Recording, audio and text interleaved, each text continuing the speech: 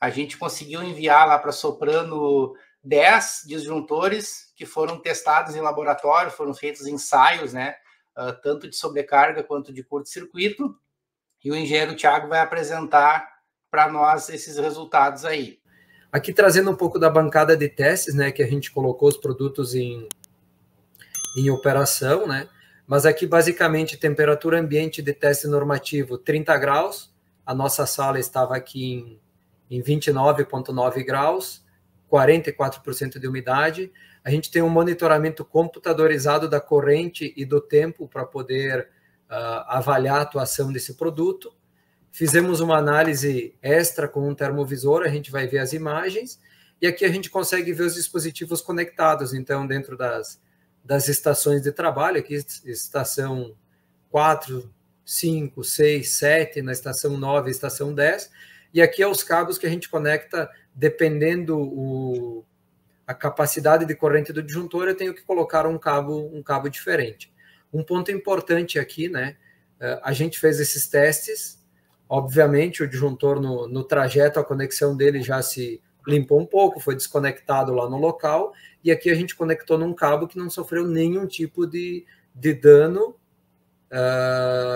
por enchentes, é um cabo que está dentro das normas, então ele tem uma condução intacta, digamos assim, sem nenhum tipo de impureza. Lá na instalação, a gente sabe que o cabo também sofreu um dano, e é até o assunto da próxima live aí do canal do Jefferson, né?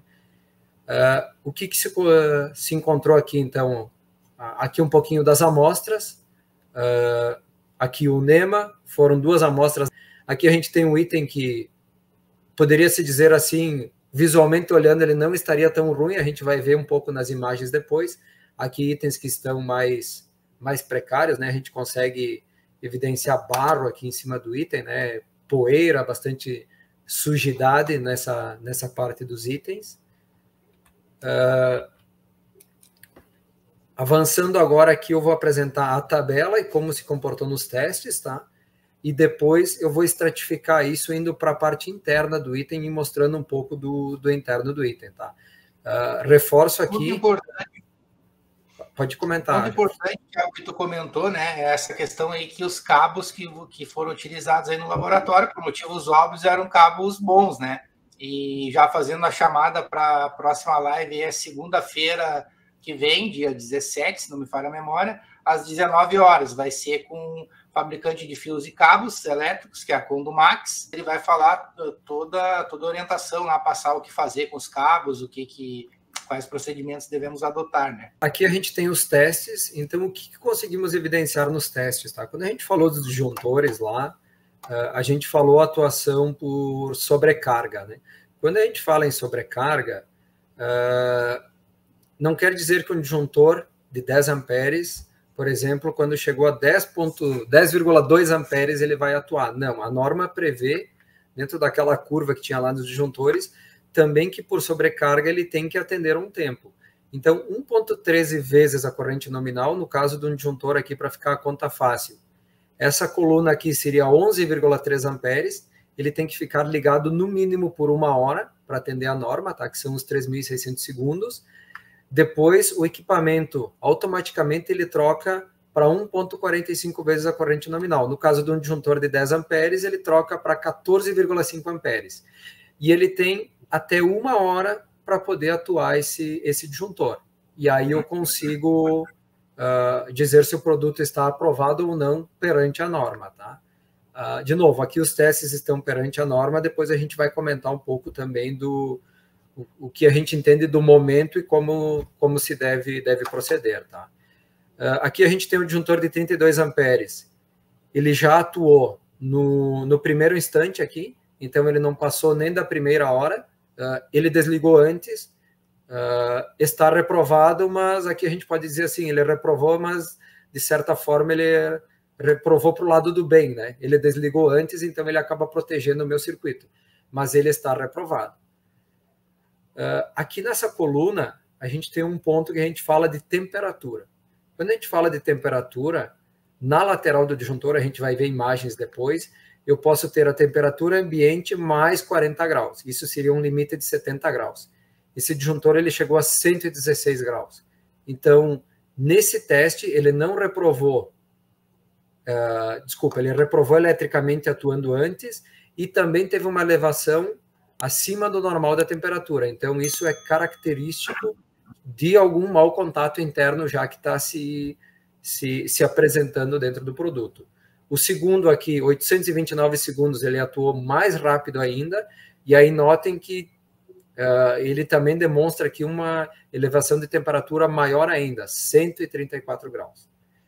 Aí quando a gente vai para o terceiro item, ele foi aprovado nos 2 primeiros testes, mas aí a gente tem mais um teste de norma, que é o 2,55, que ele reprovou nesse teste, e aí também, temperatura aqui, a gente pode ver que todos aqui na temperatura está vermelho, e por que desse vermelho? Todos os disjuntores testados, eles reprovaram no quesito temperatura. Por quê? A gente vai ver nas imagens, todos eles já têm um início de oxidação interna, então é inevitável que eu comece a elevar a temperatura desse disjuntor. E aí, se vocês notarem aqui na segunda coluna, que é quando eu faço a transição da primeira etapa para a segunda, onde o disjuntor tem que desarmar, vocês podem evidenciar que nenhum chegou acima de 1000 segundos, por exemplo. Muitos aqui, 9 segundos, 176 segundos, 44 segundos. Então, ele já está gerando um aquecimento maior que o normal e fazendo esse dispositivo atuar antecipadamente. O lado bom é que aqui, nesses casos, ele está atuando, tá? No curto-circuito, a gente teve um dispositivo apenas, o de 50 amperes, então ele passou no térmico, mas ele reprovou no curto-circuito. Mais para frente a gente vai ver ali o curto-circuito é aquela bobina que eu comentei lá no começo, que faz a atuação do dispositivo. Então a gente conseguiu evidenciar que ela já está começando a ficar pesada, a ficar travada. Então ele não conseguiu atuar no curto-circuito dentro das 10 vezes da corrente. Tá? No caso aqui, um disjuntor de 50 amperes, mesmo com 500 amperes, ele não conseguiu atuar o disjuntor. Tá? E aí a gente fala em 500 amperes, provavelmente eu tenho um cabo de 10 milímetros lá na minha instalação, no máximo 500 amperes. Quem é da área de cabos aí sabe que poucos segundos ou minutos esse cabo vai gerar um dano se esse disjuntor não atuar. E uma coisa que tem que ficar bem claro, né, Thiago, que querendo ou não, de uma maneira ou de outra, todos os disjuntores foram reprovados, né, pelo menos na temperatura, na coluna da temperatura. Ou seja, ele não está de acordo com as normas. E mesmo os que atuaram, né, desarmaram, né, o pessoal mais leigo vai achar, pô, mas é melhor ele atuar antes do que não atuar. De certa forma, sim, né? Só que isso nos testes que vocês fizeram agora, 20, 30 dias depois da inundação, né? Imagina tu pegar esses mesmos dispositivos daqui a 3 meses, 6 meses, 1 ano, né? Com certeza, isso vai ficar mais evidenciado nas imagens que tu vai mostrar a seguir, né? Porque eles já estão bem corroídos, bem oxidados lá dentro, né? Aqui também a gente separou as amostras do NEMA, tá? O NEMA, por atender a outra norma, ele tem outros detalhes, né? Um dos disjuntores NEMA, a gente vai mostrar nas imagens, ele não passou em nenhum teste, porque você ligava o manípulo e ele não conduzia corrente, tá? Então, a resistência dele estava bem elevada. Obviamente, o teste aqui ele é feito com uma tensão extra baixa no dispositivo. Se eu conectar ele na rede elétrica, ele vai gerar um faiscamento e ele pode gerar um sobreaquecimento dependendo de onde ou a condição de onde ele está instalado, tá? Mas aqui no nosso teste ele não passou corrente, ele estava gerando uma resistência aproximada aí, para quem é da área, de 40 ohms no contato, tá? E o outro que a gente tinha a amostra, ele aprovou na primeira etapa, e na segunda etapa, então, aprovou na primeira etapa, desculpa, ele passou o primeiro teste, e no segundo teste, onde ele teria que desarmar, ele não desarmou, tá? Ele excedeu o tempo, e aí a gente acabou por abortando o teste, porque ele já tinha passado praticamente 2 horas do teste, e não tinha desarmado ainda, tá? Do teste da própria norma dele, então também ele tinha uma alteração no item. E na temperatura máxima também ele extrapolou a temperatura máxima, e ambos reprovaram no teste de curto-circuito também. Aqui a gente traz a questão do disjuntor, tá? A parte interna dele. Então, aqui é um pouco do disjuntor, né? A gente tem a parte do contato de força, aqui eu busquei trazer o detalhe do contato. Então, aqui parece dizer, mas vamos lá, ele está conectado aqui. Não, ele estava gerando uma resistência aqui. Então, aqui seria um ponto de aquecimento, um ponto de problema nesse dispositivo. No teste aqui, ele já não estava conduzindo. Outro ponto importante, esse disjuntor, por característica construtiva dele, ele tem uma espécie de... Não é um teflon, é uma espécie de... Me fugiu o nome técnico agora, mas é uma espécie de um papelão, obviamente projetado para a questão da eletricidade, né? Mas em contato com a água ele se degrada, nesse projeto específico. Então aqui esse material, além de estar com umidade, quando chegou aqui ele estava completamente degradado já. Aqui a gente já consegue ver a oxidação no contato. A parte do bimetal aqui, trazendo para a parte maior, que é onde ele atua pela sobrecarga, e nesse caso do disjuntor NEMA, ele não tem bobina para curto-circuito, ele faz pela parte aqui onde tem o bimetal também, através das placas. Então, toda a atuação do disjuntor NEMA é feita por esse ponto aqui, tá? O sistema de comando para ele desligar, no caso, né? Então, notem que nitidamente aqui dá para ver a cor da lama, né? Quando ela acessou e secou, acabando criou uma camada de pó bem forte aqui. A gente já consegue ver pontos de oxidação nessa área aqui. E aqui a câmara de extinção do arco também com lama, pontos de oxidação. E esse aqui é um ponto onde eu garanto que o meu disjuntor, aquela pancada que a gente falou lá, né, aquela energia quando eu vou ligar ou desligar o disjuntor, ela é suprimida por isso. E se eu tiver pontos isolantes aqui, no caso de oxidação e fuligem aqui, eu reduzo essa dispersão. Então, tende ao meu produto ficar mais suscetível trazendo para um termo popular aqui, ao meu disjuntor explodir, tá? Então, de novo... Tentando explicar a linguagem entender, né? A câmara de extinção de arco é como se fosse uma proteção ali, né? Contra as faíscas, digamos, né? O arco nada mais é do que uma faísca. Então, aquilo ali pode gerar um circuito. E essa câmara, ela segura, né, digamos, esse arco ali, né, essas faíscas, para não dar um incêndio, por exemplo, né, e como foi mostrado ali nas imagens, danificou, né. Aqui a gente traz um pouco do disjuntor DIN, tá? Talvez seja um pouco difícil de olhar aqui, mas aqui tem as partes internas, a gente tem a parte da bobina dele, né, onde a gente tem a atuação. Então, como que funciona num curto-circuito? Eu demonstrei teoricamente lá aqui num produto real, né? Num curto-circuito eu tenho o contato aqui que vai fechar, então a eletricidade a energia vai estar entrando por aqui, vai passar pelo contato aqui que está fechado, passa por essa cordoalha e passa por essa bobina. Então, no curto-circuito, se eu chegar a 5, 10 vezes a corrente nominal dele, essa bobina gera um campo. E aí é como se funcionasse como o porteiro eletrônico que abre a trava lá da porta, a linguetinha da porta lá no condomínio, né? Você aperta o botão e a linguetinha puxa para você poder acessar. Aqui uma comparação bem popular, né? Mas é o mesmo sistema, ele vai ter força para esse dispositivo acionar e fazer a atuação do disjuntor. O que acontece?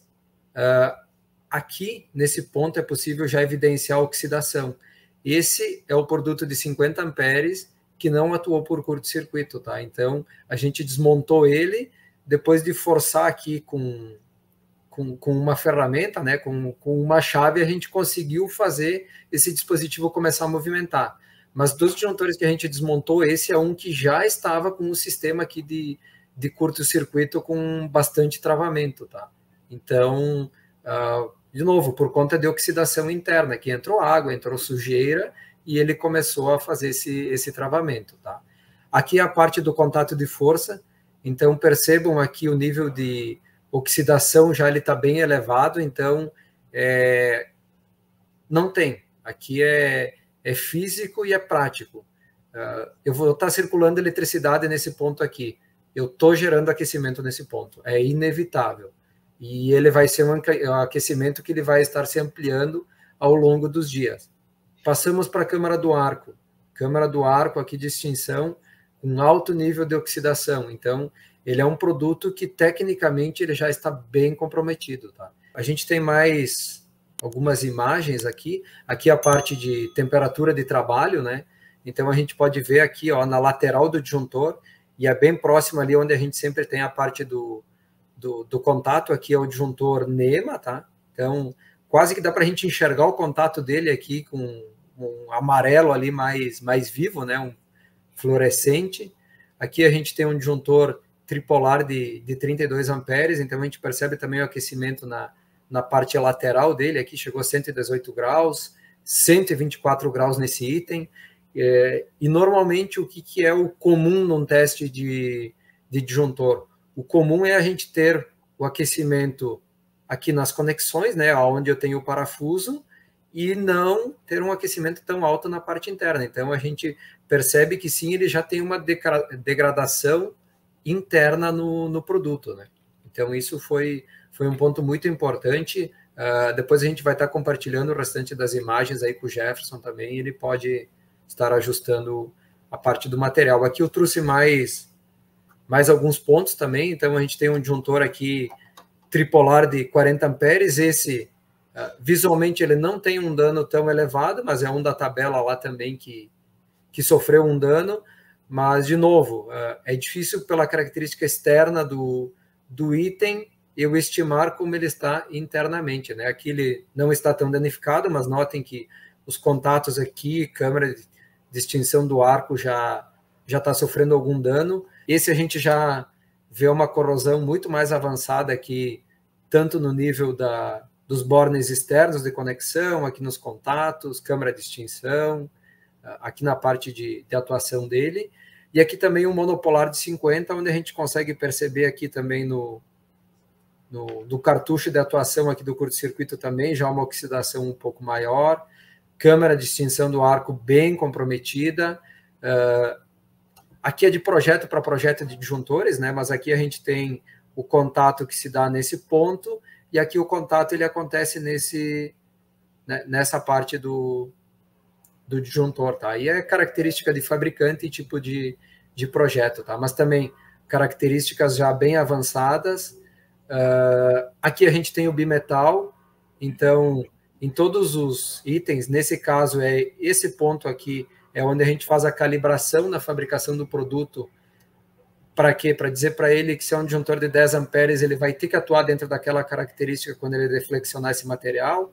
Nesse projeto aqui eu tenho esse parafuso de calibração nesse ponto, e nesse projeto também eu tenho nesse ponto. Então, quando qualquer disjuntor do mercado ele é fabricado, ele passa por essa calibração inicial. E aí, quando eu tenho uma situação como essa de oxidação, eu também começo a perder essa calibração. Então, além da oxidação, aquecimento interno, eu começo a prejudicar o ponto de atuação dele, né? Como a gente estava conversando no começo. Aqui eu trouxe mais detalhado, né? O disjuntor de 50 amperes trifásicos, aparentemente externo, ele estaria razoavelmente bom, né? É um produto que, se a gente fosse fazer uma análise preliminar, talvez ele passaria, mas quando a gente vai para a parte dos contatos aqui, parafusos, deem uma olhada, é perceptível o nível de corrosão elevado já aqui. Então, você imagina essa corrosão aqui no contato, e aí eu entro com um cabo ainda que nas periferias do cabo, né, na extremidade dele, e é onde a gente tem o contato dentro do produto, ele já também sofreu uma oxidação. Então, ele já fez uma lâmina de oxidação. Eu tenho oxidação no disjuntor e oxidação no cabo. É um ponto quente, eu não tenho como evitar isso. Então, isso vai amplificar o problema dentro da instalação. Interruptor diferencial residual